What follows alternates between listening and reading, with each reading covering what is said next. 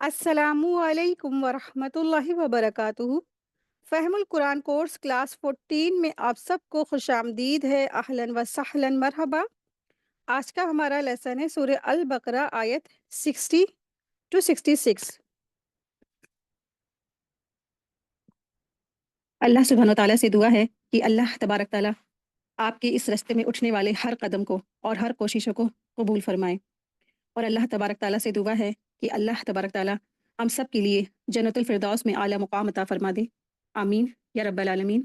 نحمدہ ونصلی علی رسولہ الکریم، اما بعد فاعوذ باللہ من الشیطان الرجیم، بسم اللہ الرحمن الرحیم۔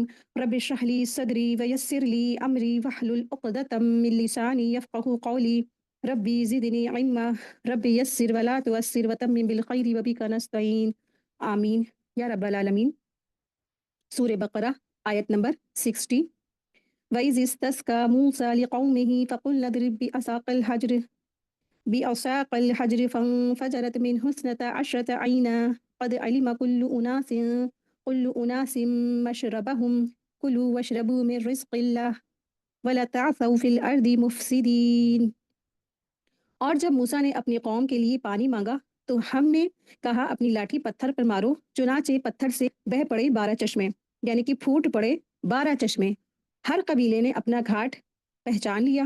ہم نے کہا کھاؤ اور پیو اللہ کے رزق میں سے، اور تم زمین پر فساد نہ کرتے پھرنا۔ اللہ سبحانہ تعالیٰ ارشاد فرما رہے ہیں کہ بنی اسرائیل، کہ اے بنی اسرائیل، تم میرے اس احسان کو بھی یاد کرو کہ میں نے تمہارے لیے نبی موسیٰ علیہ السلام کو، موسیٰ علیہ السلام کی جو دعا بھی تھی اس کو قبول فرمایا۔ اس وقت قبول فرمایا کہ جب انہوں نے مجھ سے تمہارے لیے پانی مانگا تو میں نے تمہارے لیے پانی کے حصول یعنی کہ پانی کو حاصل کرنا آسان بنا دیا۔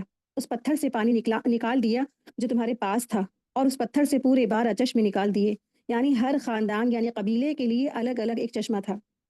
تو 12 خاندان تھے، 12 قبیلے تھے، تو 12 چشمے بہہ نکلے، اور ہر خاندان نے اپنے اپنے چشموں کو پہچان لیا۔ لہٰذا من سلوا کھاؤ اور اس پانی کو نوش فرماؤ جسے تمہارے لیے اللہ سبحانہ تعالیٰ نے کسی مشقت کے بغیر جاری فرما دیا، اور صرف اللہ کی عبادت کرو جس نے تمہارے لیے اس پانی کو بھی مسخر کر دیا۔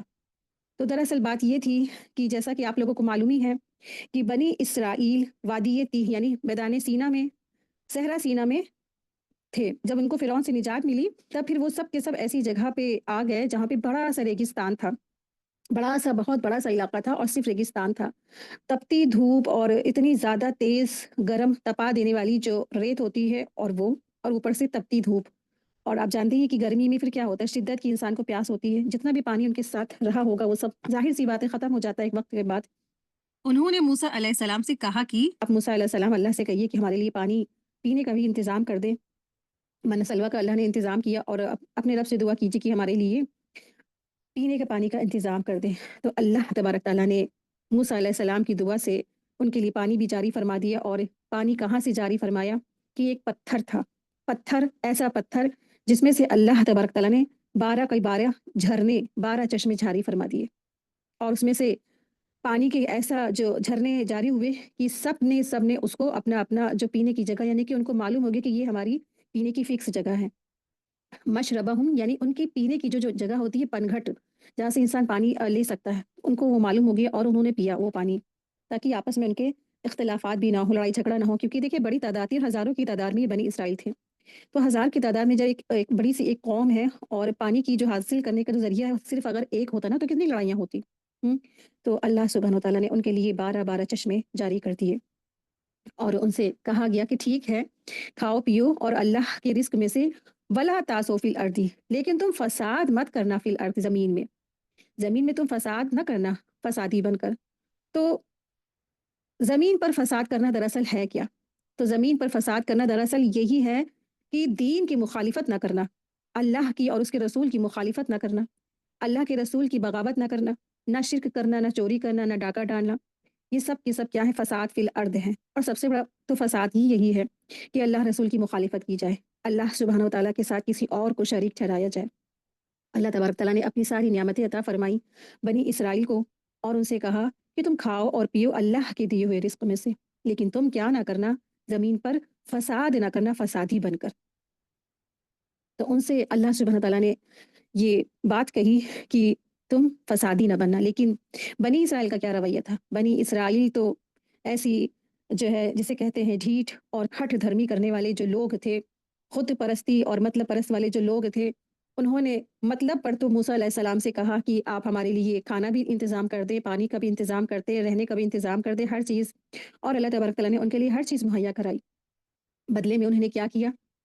بدلے میں انہوں نے موسیٰ علیہ السلام کی بات نہیں مانی، توحید پر نہیں ڈٹے، اور پھر یہاں تک کہ جب ان کے پاس تورات آئی، تورات کے بھی احکامات کو انہوں نے نہیں مانا. کہنے لگے کہ ہم کیسے مان لیں کہ اللہ تبارک تعالیٰ نے یہ آپ کو قرآن کریم دیا ہے. یعنی کہ ان کا قرآن کیا تھا؟ تورات تھی. یہ کتاب آپ کی نہیں ہے، اللہ نے نازل فرمائی ہے، ہم کیسے اس چیز کا یقین کر لیں؟ یعنی کہ وہ اس چیز کا ہم یقین ہی نہیں کریں گے کہ یہ کتاب اللہ کی طرف سے نازل ہوئی ہے. ہم تو یہی سمجھیں گے کہ یہ کتاب آپ نے لکھ لی ہے. تو اس طرح سے انہوں نے بڑے بڑے مکالمے کیے، بڑے بڑے ڈیمانڈ کیے بنی اسرائیل نے. تو پھر اللہ تبارک تعالیٰ کا غضب اور غصہ بھی نازل ہوا، اور ان کو اللہ تبارک تعالیٰ نے بجلی گرا کے ان کو راک کا ڈھیر، مٹی کا ڈھیر بنا دیا اللہ نے. یہ تو موسیٰ علیہ السلام کی دعا تھی کہ انہوں نے پھر سے دعا کی، اور وہ سب کے سب دوبارہ اللہ تبارک تعالیٰ نے ان کو زندہ بھی کر دیا. لیکن ان سے بڑھ کر ضد، ہٹ دھرمی، رسولوں کے ساتھ نافرمانی کرنے والی ایسی قوم آج تک کوئی نہیں ہوئی. اسی وجہ سے ان کے بارے میں بہت زیادہ ڈیٹیل میں قرآن کریم میں بات آئی ہے. اور سب سے پہلی جو واقعہ بھی ہے، جو نافرمانی کرنے والی جو قوم ہے، آپ دیکھیں کہ ابلیس کے واقعے کے بعد جس قوم کا ذکر آیا ہے، جن انسانوں کا ذکر بھی آیا ہے، جن کے بارے میں بات بتائی جا رہی ہے، وہ بنی اسرائیل ہے. یعنی سب سے بڑا تو دشمن ایک انسان کا کیا ہے؟ ابلیس ہے، شیطان ہے. دوسرے کون ہیں؟ جیوز ہیں، یہود ہیں، جنہیں بنی اسرائیل بھی کہتے ہیں. اور وہ کیوں ہوئے، کس لیے ہوئے، اور ان سے ہمیں کیسے اپنا جو ہے بچاؤ کرنا ہے، یہ سب کچھ ہم جانیں گے انشاءاللہ تعالیٰ. تو اللہ تبارک تعالیٰ نے ان کے لیے 12 چشمے جاری کر دیے، لیکن انہوں نے اس کے خلاف کیا. کیا کیا؟ انہوں نے فساد بھی کیا اور انہوں نے نافرمانیاں بھی کی. جبکہ اللہ نے کیا حکم دیا تھا کہ وَلَا تَعْثَوْا فِي الْأَرْضِ مُفْسِدِينَ، اور زمین میں فساد نہ کرتے پھرنا. یعنی میری ان نعمتوں کے مقابلے میں تم نافرمانیاں نہ کرنا، ورنہ تم ان نعمتوں سے محروم کر دیے جاؤ گے. آیت 61.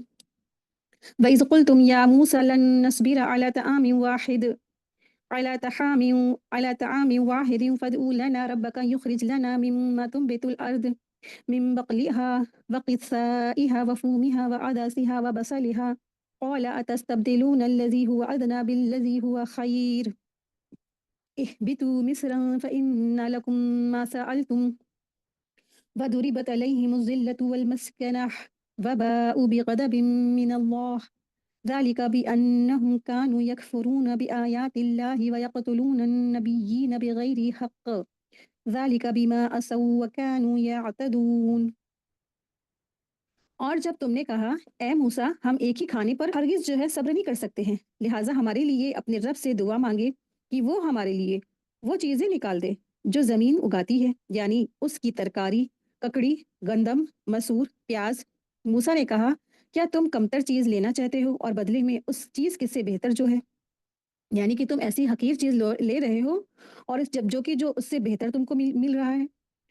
تو اہبطوا مصرن، کہ اتر جاؤ کسی ایسے شہر میں، تو بے شک وہاں تمہارے لیے وہی جو کچھ ہے جس کا تم نے سوال کیا ہے.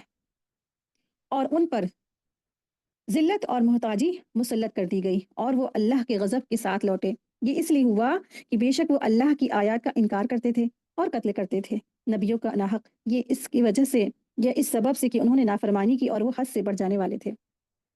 یہاں پہ ان کے جرائم بتائے جا رہے ہیں جنہوں نے بڑے بڑے جرم کیے. اللہ سبحانہ تعالیٰ نے ان کے اوپر جو احسانات کیے وہ تو ابھی حد تک ہم لوگ نے پڑھے تھے، لیکن اب ان کے جرائم یہاں سے پتہ چل رہے بنی اسرائیل نے جو جرم کیے تھے.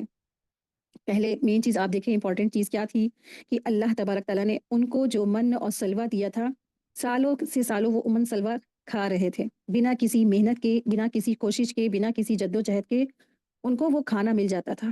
نہ تو انہیں اس کے لیے کوئی بھی اپنے ہاتھ پیر چلا کے مشقت کرنی پڑتی تھی کہ وہ اس کو جو ہے کماتے، یا سبزی وغیرہ کیا کرنا پڑتا ہے. سبزی وغیرہ کے لیے انسان محنت کرتا ہے، پہلے مہینوں اس کی جوتائی کرتا ہے زمین کی، پھر وہ زمین سے وہ چیزیں فصلیں وغیرہ لہلاتی ہیں، پھر وہ نکلتی ہیں.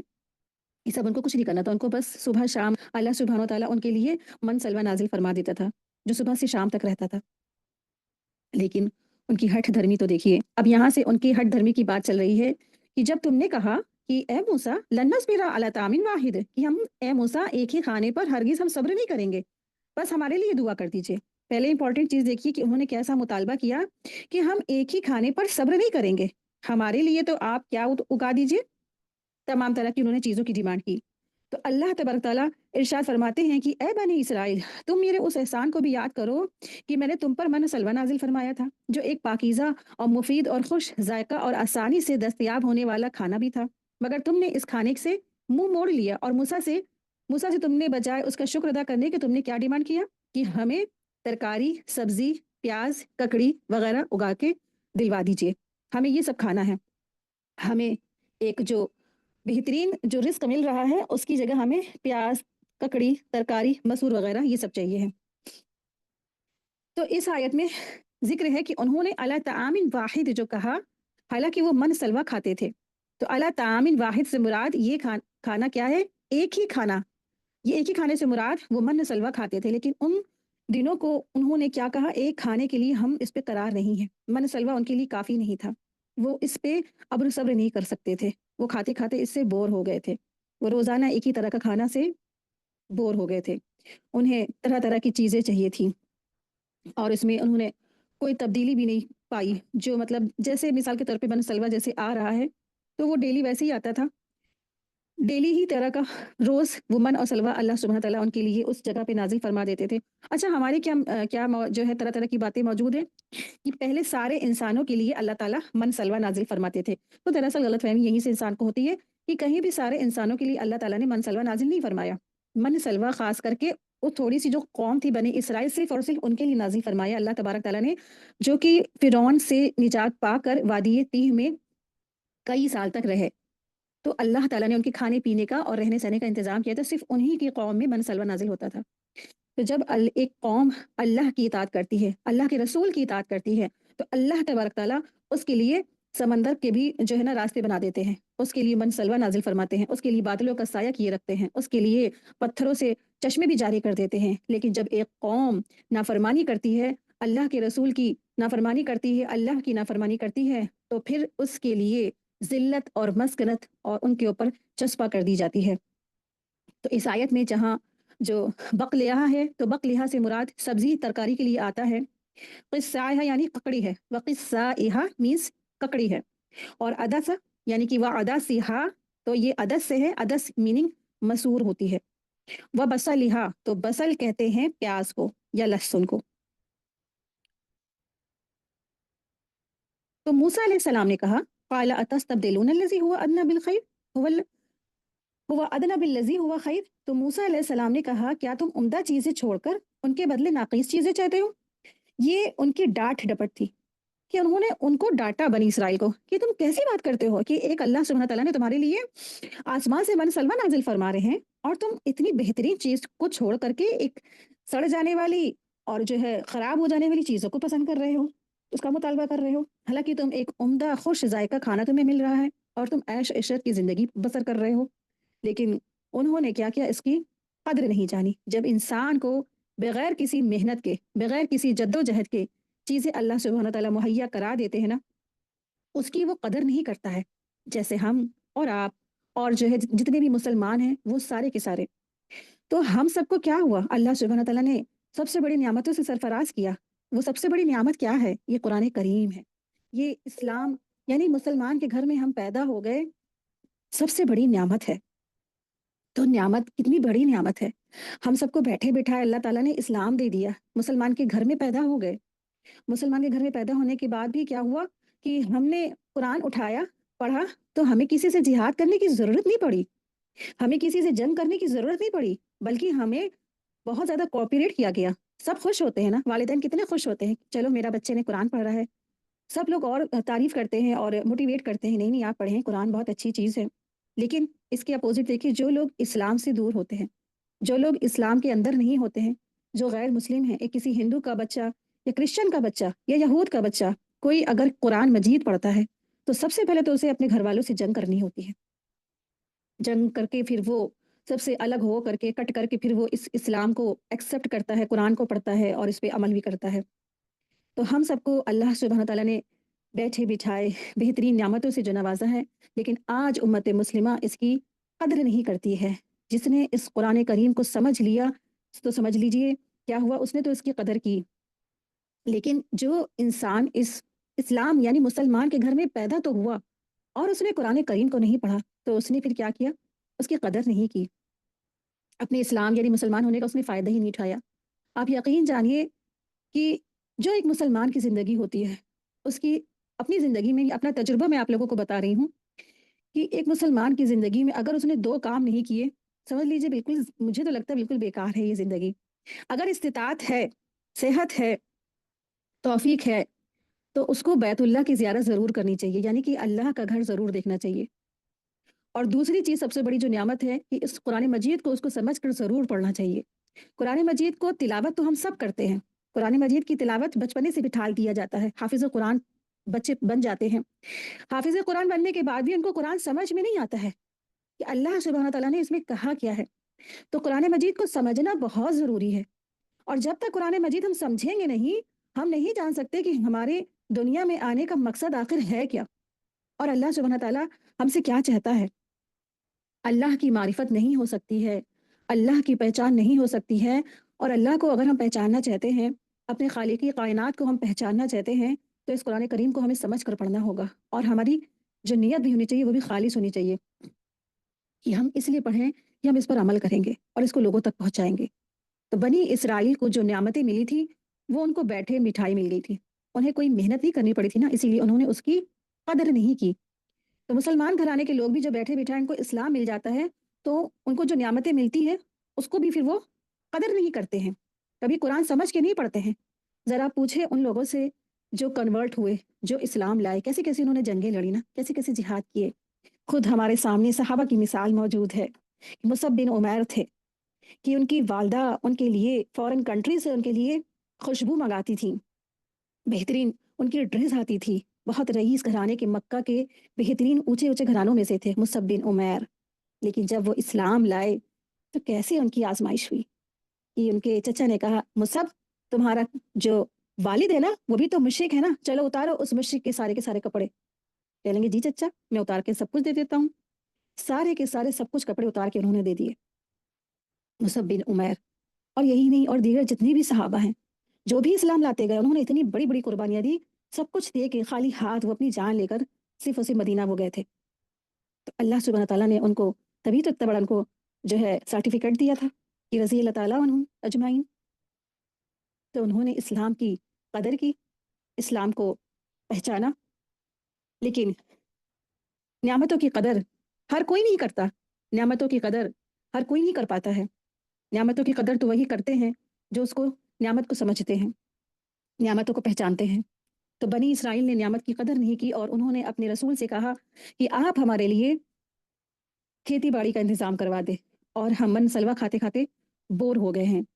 تو ہر وقت من سلوا کھاتے ہیں ہم بور ہو جاتے ہیں، ہمیں ایک ہی کھانے پہ ہمیں صبر نہیں ہوتا ہے۔ اپنے رب سے دعا کیجئے کہ وہ ہمارے لیے اس کی ککڑی، ترکاری، گندم، مسور، پیاز جو بھی زمین اگاتی ہے پیدا کر دے، جو با مقصد بوتے ہیں، یعنی اپنی غذا میں سادگی اختیار کرتے ہیں۔ وہ کھانے کے لیے نہیں جیتے ہیں، وہ ہر روز نئی ریسیپی اور نئے نئے مینو کی تلاش میں نہیں رہتے ہیں، وہ ایسی غذا کھاتے ہیں جو رزق طیب ہو اور جس سے وہ اپنی زندگی قائم رکھ سکے، اپنی عبادت کو بہتر کر سکے۔ یعنی کہ جو لوگ با مقصد ہوتے ہیں، جن کا ایک خاص مقصد ہوتا ہے، تو وہ اپنی زندگی اس طرح گزارتے ہیں کہ کھانے پینا ہی ان کی زندگی کا مقصد نہیں ہوتا ہے، وہ کھانے کے لیے نہیں جیتے ہیں، وہ ڈیلی اپنے روز اٹھ کے پلاننگ نہیں کرتے ہیں کہ آج ہمارے دن بھر کی ریسیپی میں کیا ہوگا، دن بھر کی مینو میں کیا ہوگا، ہم کون کون سی ریسیپی بنائیں گے۔ وہ تو صرف اس لیے کھاتے ہیں کہ اللہ ہم سے راضی ہو جائے، اور وہ طیب چیزیں کھاتے ہیں۔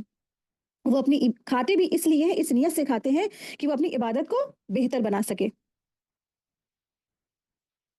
تو کھانا پینا بھی دراصل کیا ہے، انسان کی زندگی کا مقصد نہیں ہونا چاہیے، لیکن بنی اسرائیل کی زندگی کا تو مقصد کیا ہو گیا تھا؟ کھانا پینا اور رہنا۔ تو جو با مقصد لوگ ہوتے ہیں تو وہ اپنی عبادت کو بہترین کر سکے اس نیت سے کھاتے ہیں، اور دنیا میں پروڈکٹیو لائف گزارتے ہیں، اس سے واقعی کچھ کر کے اپنی آخرت کما کے جائیں، اس لیے وہ کھاتے ہیں۔ لیکن جب کسی قوم کے پاس مقصد نہیں ہوتا ہے، کسی انسان کی زندگی میں مقصد نہیں ہوتا ہے، تو پھر اس کے یہ طریقے بھی ہوتے ہیں کہ ان کا کھانا پینا، اٹھنا رہنا سہنا، باتیں سب کچھ کھانے پہ ڈیپینڈ ہوتی ہے کہ آج آپ نے کیا پکایا، فلاں فلاں کھانا بہت اچھا پکاتے ہیں، اس کی ریسیپی بتا دیں، بس جو بھی چیز ملی جہاں جیسے ملی بس کھانا اور کھانا اور کھانا۔ اور آپ دیکھیں کہ پہلی چیز اس میں کہ وہ خود دعا بھی نہیں کرتے تھے، اللہ سے وہ خود دعا بھی نہیں کرتے تھے، اور وہ یہ کہتے تھے کہ اے موسیٰ اپنے رب سے دعا کر دیجئے۔ مطلب دے تو اللہ تبارک تعالیٰ رہے ہیں ان کو، لیکن وہ خود نہیں اللہ سے دعا کرتے تھے، وہ کہتے تھے کہ آپ دعا کر دیجئے۔ تو جو دعا انسان کے اپنے دل سے نکلتی ہے، وہ دعا کسی اور کے دل سے نہیں نکل سکتی ہے، تو دعائیں انسان کو خود کرنی چاہیے۔ وہ بات اور ہے کہ ہم بھی دعا کر رہے ہیں اور آپ بھی دعا کر دیجئے، لیکن وہ خود دعا نہیں کرتے تھے، وہ کہتے تھے آپ دعا کر دیجئے، اپنے رب سے دعا کر دیجئے۔ تو بات اس پہ غور کرنے والا یہی ہے کہ اپنے رب سے دعا کر دیجئے، اپنے رب سے دعا کر دیجئے۔ وہ اپنے رب یعنی کہ اپنے رب کہہ کے مخاطب کرتے تھے اللہ تبارک تعالیٰ کو۔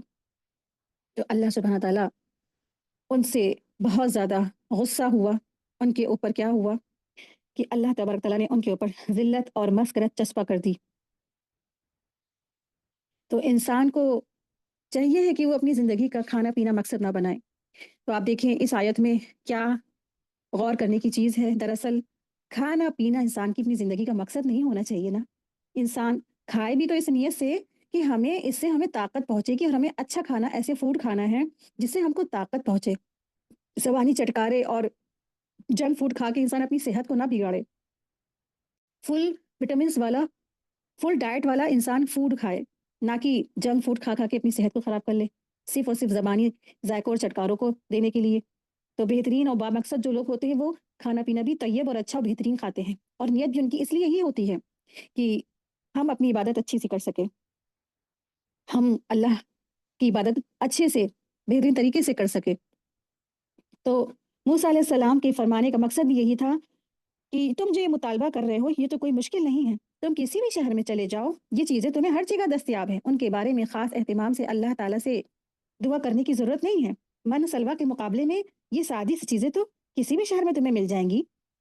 اسی لیے تو انہوں نے کہا تھا اتستبدلون الذی هو ادنی بالذی هو خیر اہبطوا مصرا فإن لکم ما سألتم، کیا تم عمدہ چیزیں چھوڑ کر ان کے بدلے میں کمتر چیزیں چاہتے ہو؟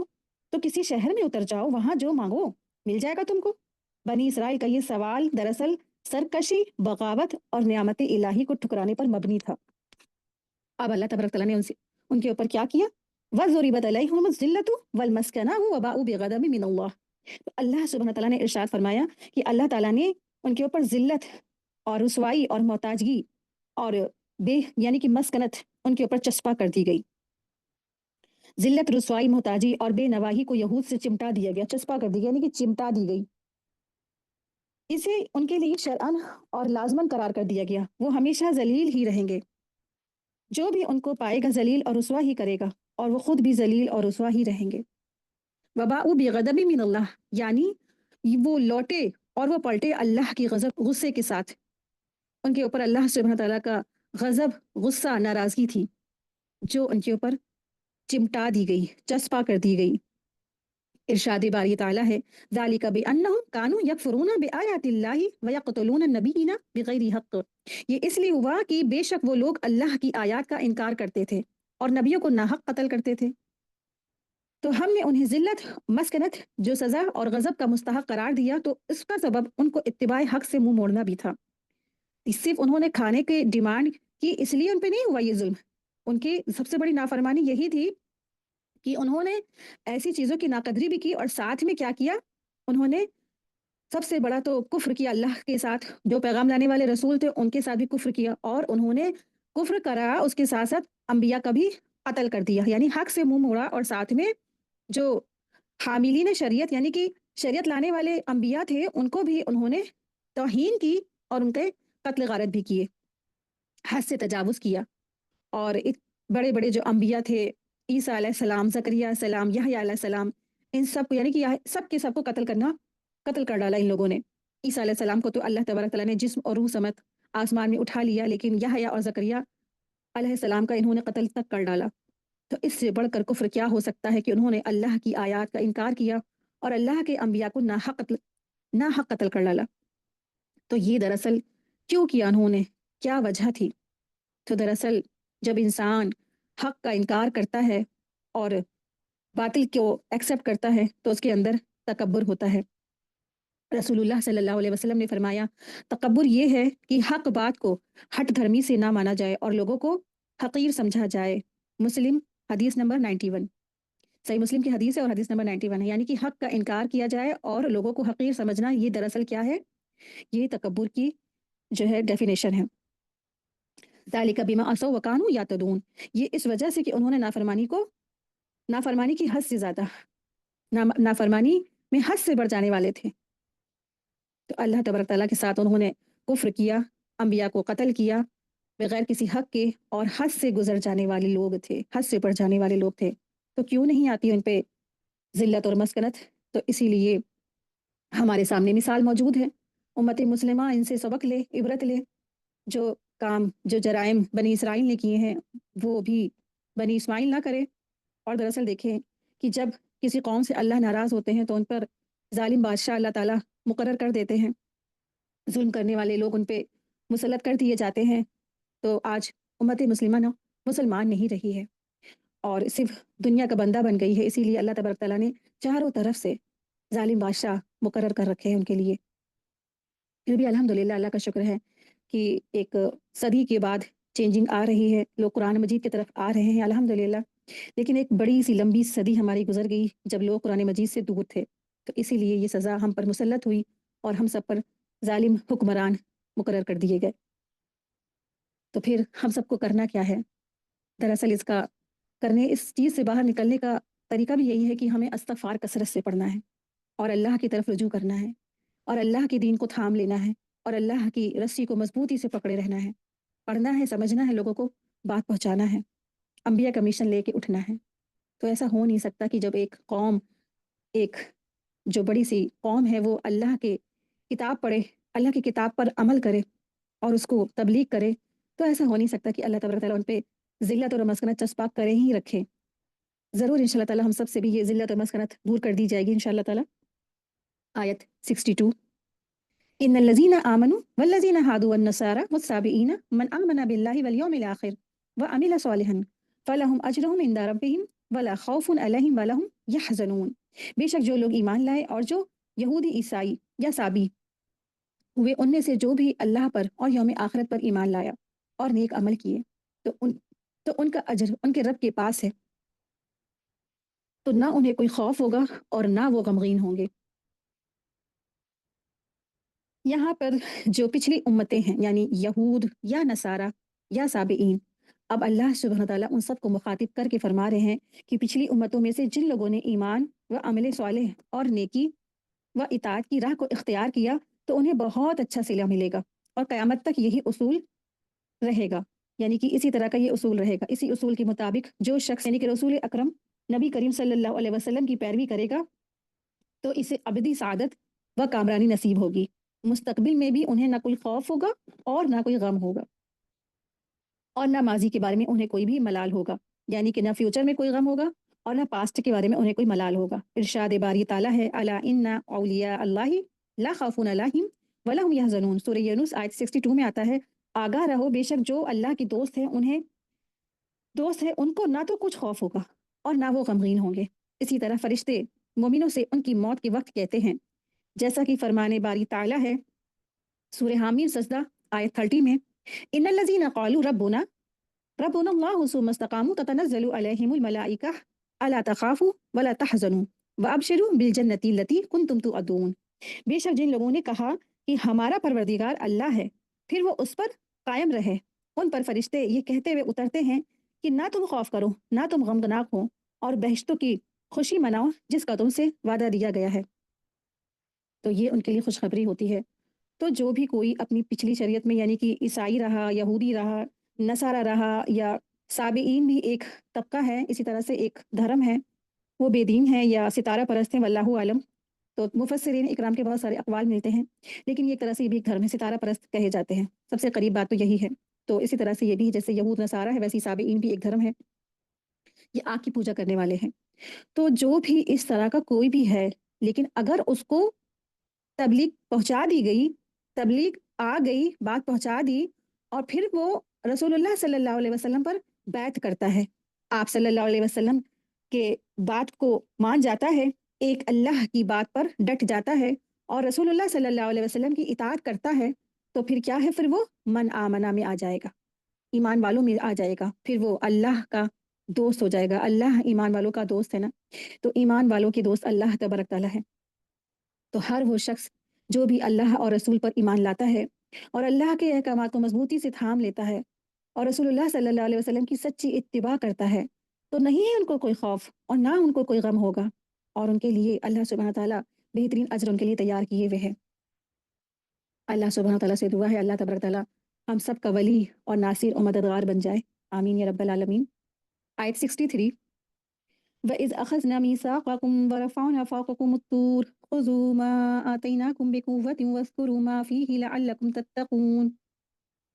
اور جب ہم نے تم سے پختہ وعدہ لیا اور تم پر طور پہاڑ کو بلند کیا, اور ہم نے تمہیں جو دیا کہ اسے قوت سے پکڑ لو, اور جو کچھ اس کتاب میں ہے اسے یاد رکھو تاکہ تم متقی بن جاؤ. یعنی اللہ سبحانہ تعالیٰ نے بنی اسرائیل سے کہا کہ جو تم کو احکامات دیے ہیں نا, اس پر عمل کرو, اس کو لے لو. اللہ تبارک تعالیٰ یہودیوں کو وہ عہد اور میثاق یاد دلا رہے ہیں جو ان سے لیا گیا تھا کہ تم اللہ وحدہ لا شریک کے ساتھ ایمان لے آؤ اور اس کے رسولوں کی اتباع کرو گے. اور اللہ تعالیٰ نے یہاں یہ بھی فرمایا ہے کہ جب ان سے یہ عہد لیا گیا جا رہا تھا تو اس وقت ان کے سروں پر طور پہاڑ کو بھی اٹھا کر کھڑا کر دیا گیا تھا کہ اس عہد پیمان کا اقرار کرتے ہو کہ نہیں, مانتے ہو کہ نہیں مانتے ہو اس احکامات کو, اور جو کچھ اس میں ہے اس کو مضبوطی سے پکڑو, اس کو تھامو. لیکن اس وقت تو انہوں نے کہا ہاں ہاں اللہ تعالیٰ ہم مانتے ہیں. تو اس کی ڈیٹیل سورہ آراف آیت نمبر 171 میں بھی آئی ہے. اور جب ہم نے ان کے سروں پر پہاڑ کو اٹھا کھڑا کیا گویا وہ سائبانوں کی طرح سے تھے, تو انہوں نے خیال کیا کہ یقیناً وہ ان پر گر رہا ہے. تو ہم نے کہا اس تورات پہ جو بھی ہم نے دی ہے تم کو زور سے پکڑ لو, اور جو کچھ اس میں لکھا ہے اسے یاد رکھو تاکہ تم بچ سکو. تو انہوں نے کہا ہاں اللہ تعالیٰ ہم مانتے ہیں, ہم مانیں گے آپ کی بات کو, آپ کے احکامات کو. تو مضبوطی سے پکڑنے سے مراد کیا ہے؟ بقوتن ما آتیناکم بقوتن, اس سے مراد یہ کہ مضبوطی سے پکڑو, یعنی کہ جو کتاب تم کو دی گئی اس کے احکامات کو بھی مضبوط سے پکڑ لو.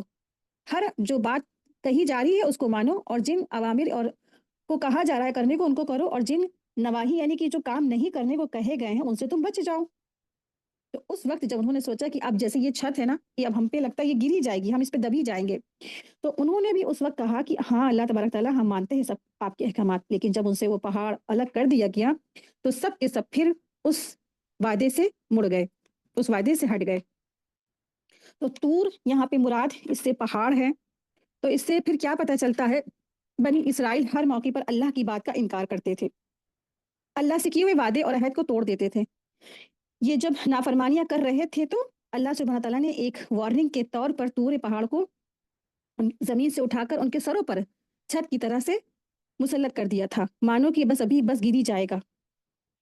اور اس وقت وہ ڈر کے مارے اللہ کی ہر بات کو انہوں نے کہا ہم مانتے ہیں, ہم مانیں گے اللہ تبارک تعالیٰ. لیکن پھر کیا ہوا, انہوں نے اس چیز کو اس وقت کہا ہم مان لیں گے, لیکن اس کے بعد جیسے ہی طور پہاڑ اللہ تعالیٰ نے ان کے سروں سے ہٹا دیا, وہ سب کے سب اس احکامات اس وعدے سے پھر گئے. ثم تولیتم آیت 64.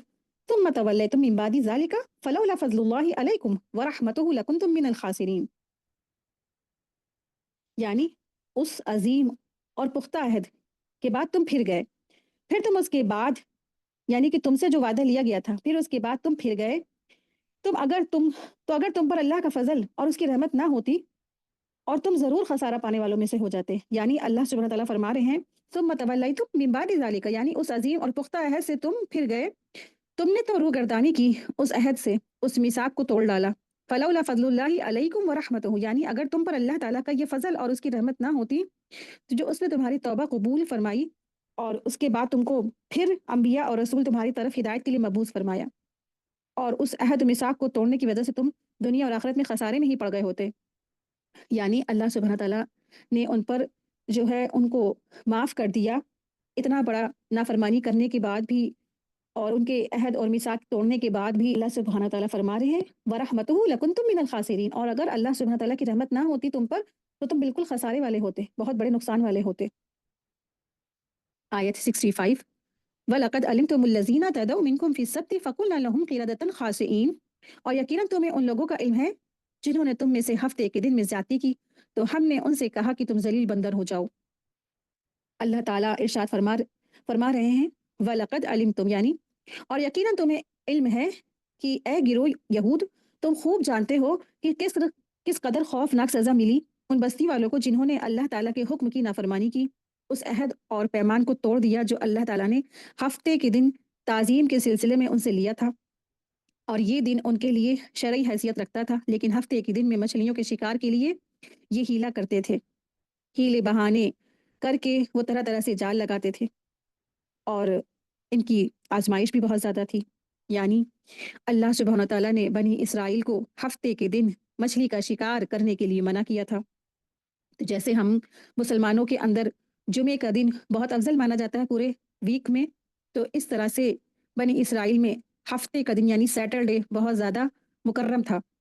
اس دن ان کو کوئی کام نہیں کرنا تھا، صرف اور صرف اللہ کی عبادت کرنی تھی۔ لیکن کیا کیا انہوں نے؟ اللہ کے حکم کی نافرمانی کی۔ وہ جو مچھلیاں پکڑنے والے لوگ تھے، ان کا کاروبار یہی تھا کہ مچھلی پکڑتے تھے، تو ہفتے کا دن بنی اسرائیل کے لیے چھٹی کا دن تھا، ہالیڈے تھا، اور ان کو منع کیا گیا تھا کہ یہ کاروبار اس دن مت کرو، مچھلیوں کو نہ پکڑو۔ لیکن انہوں نے کیا کیا؟ چونکہ مچھلیاں اس دن زیادہ آتی تھیں، تو جمعے کی شام کو وہ جال لگا دیتے تھے، اور پھر اتوار کی صبح اس جال میں سے جو مچھلیاں پکڑی جاتی تھی اسے نکال لیتے تھے۔ تو ایک بہانے کے ذریعے وہی کام کرتے تھے جس سے روکا گیا ہے۔ اصل مقصود تو یہ تھا کہ وہ ہفتے کے دن مچھلیوں کو لے ہی نہ۔ انہوں نے کیا کیا؟ انہوں نے جمعے کی جو شام تھی وہ اس دن جال لگا دیتے تھے، جال لگا کر مچھلیاں پکڑ لیتے تھے۔ بات تو وہی آ گئی، کام تو انہوں نے وہی کیا۔ اللہ تعالیٰ نے حکم دیا کہ تم ہفتے کے دن مچھلی کا شکار نہیں کھیلو گے، تو انہوں نے تو ہفتے کے دن کا شکار کھیلا، اور یعنی کہ اس دن جال نہیں لگا کر انہوں نے جمعے کی شام کو جال لگایا اور اتوار کی صبح نکال لیا۔ تو دراصل بات تو انہوں نے وہی کی، اور اسی طرح سے بہت سے لوگ بھی اللہ تعالیٰ کے احکامات سے بچنے کے لیے تعویلیں کرتے ہیں، جیسے انہوں نے تعویلیں اور بہانے بنائے کہ قرآن اور سنت کو اپنی مرضی کے مطابق ڈھالنے کی کوشش کرتے ہیں۔ اسی طرح اپنے آپ کو بھی وہ دھوکہ دیتے ہیں، اور ایمان والوں کو بھی، اور اللہ تعالیٰ کو بھی۔ لیکن اللہ تعالیٰ تو ہر چیز جانتا ہے نا کہ دھوکہ کون دے رہا ہے، کون ہیلے سازیاں بنا رہا ہے، ہیلے بہانے بنا رہا ہے، بہانے بنا رہا ہے۔ تو دراصل ان کی ایک بہت بڑی آزمائش بھی تھی، کیونکہ اللہ سبحانہ تعالیٰ کسی چیز سے جب روکتے ہیں تو بندوں کو پھر آزمایا بھی جاتا ہے۔ پورے ہفتے مچھلیاں نہیں آتی تھیں، خاص کر کے جمعے کے دن مچھلیاں ابھر یعنی کہ خاص کر کے سیٹرڈے کے دن مچھلیاں ابھر کر اوپر آتی تھیں، تو ان کو دیکھ کے لالچ ہوتی تھی۔ تو پھر انہوں نے کیا کیا؟ جمعے کی شام کو انہوں نے جال لگایا، اور پھر اتوار کی صبح جا کے وہ جال نکال لیا۔ جو شکار تھا وہ تھا تو ہفتے کے دن کا نا، تو آزمائش بھی ان کی وہی تھی۔ تو اللہ سبحانہ تعالیٰ جب کسی بندے کو کسی کام سے روکتے ہیں اور اس کی ویکنس ہوتی ہے، پھر اس کو اسی سے آزمایا بھی جاتا ہے۔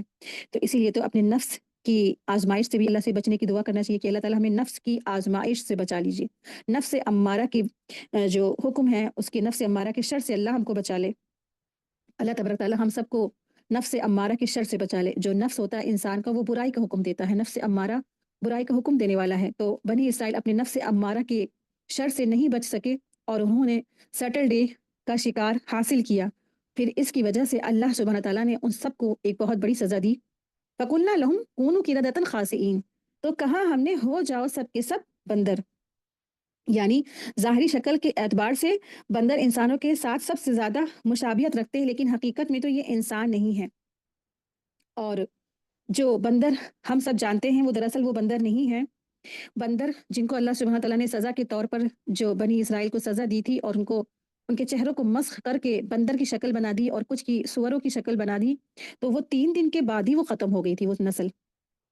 تو بہت سے لوگوں کا ہمارے معاشرے میں کہنا ہے کہ جو یہ بندر ہیں وہ وہی ہیں، اور وہ جو چمپینزی ہے نا، اس طرح سے لوگوں کی طرح طرح کی باتیں ہیں، تو یہ سب بالکل غلط بات ہے۔ ابن عباس رضی اللہ تعالیٰ عنہ سے روایت کیا ہے کہ اللہ تعالیٰ نے انہیں ان کی نافرمانی کی وجہ سے بندر کی صورت میں مسخ کر دیا، یعنی کہ ان کی اپنی اصلی شکل کو ہٹا کر ان کی شکلیں بندر جیسی ہو گئی تھی۔ پھر اس کے بعد وہ زمین پر صرف 3 دن تک زندہ رہے۔ جسے بھی مسخ کیا گیا ہے وہ 3 دن سے زیادہ زندہ نہیں رہا ہے، نہ وہ کھاتے تھے، نہ وہ پیتے تھے، اور نہ اس کی جو نسل ہی وہ آگے چلتی تھی۔ کہا یہ بھی جاتا ہے کہ جب وہ بندر بن گئے تھے تو وہ ایک دوسرے کو دیکھ دیکھ کر صرف روتے تھے، اور 3 دن کے بعد وہ بڑی سی جو قوم تھی وہ ختم کر دی گئی تھی۔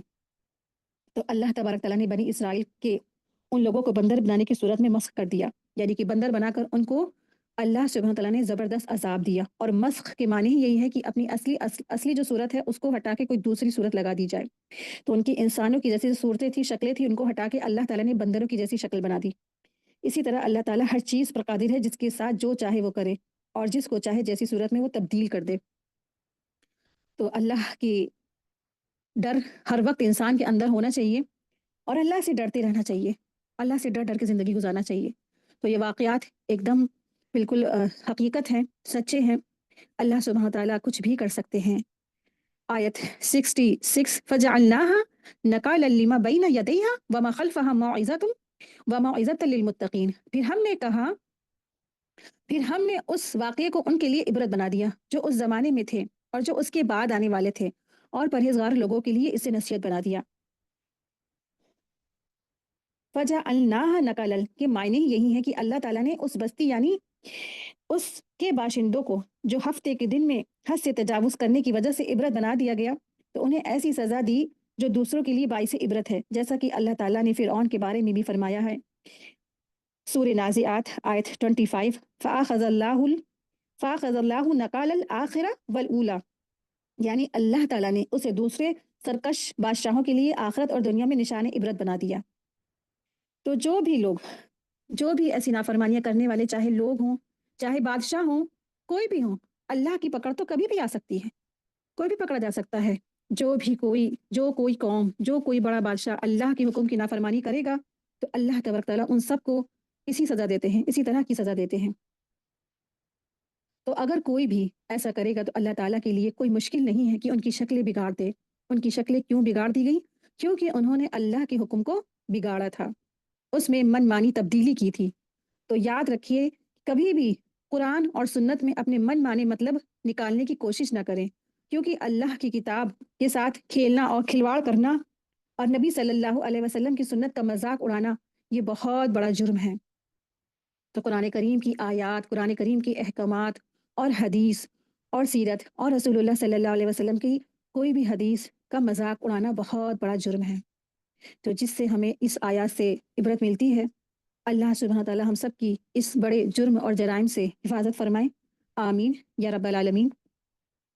وآخر دعوانا ان الحمد للہ رب العالمین، سبحانک اللہم و بحمدک، اشہد ان لا الہ الا انت، استغفرک و اتوب الیک۔ السلام علیکم ورحمۃ اللہ وبرکاتہ، جزاک اللہ خیرا کثیرا۔